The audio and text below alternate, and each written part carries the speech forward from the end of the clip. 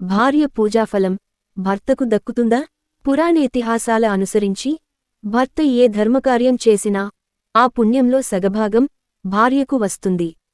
భర్త చేసే పాపకార్యాల్లో మాత్రం ఆమెకి భాగం వెళ్ళదు. అలాగే భార్య పూజలు పుణ్యకార్యాలు చేసినా అందులో భర్తకు భాగం రాదు. ఆత్మావై పుత్రనామాసి అంటున్నాయి మన ధర్మశాస్త్రాలు. అంటే తండ్రి ప్రతిరూపాలు కుమారులు. అందుకే అతడి సిరిసంపదలతో పాటు పుణ్యపాపాల్ని కూడా సంతానం పంచుకుంటుంది. కుటుంబానికి యజమానిగా పురుషుడు బాధ్యతాయుతంగా వ్యవహరించాలంటోంది మన సనాతన ధర్మం. కుటుంబ సభ్యులు ఎలాంటి తప్పులు చేయకుండా చూసుకోవాల్సింది ఇంటి యజమానే. పూజలు సత్కార్యాలను విధిగా నిర్వహించాలి. ధర్మకార్యాల బాధ్యతను భుజానికెత్తుకోవాలి.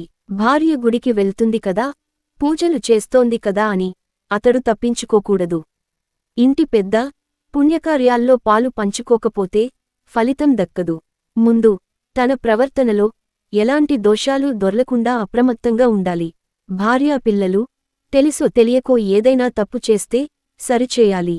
పుత్ర కళత్రాదుల పాపకార్యాలను నిరోధించకుండా మిన్నకుంటే వారి పాపఫలంలో అతడికి వాటా ఉంటుంది.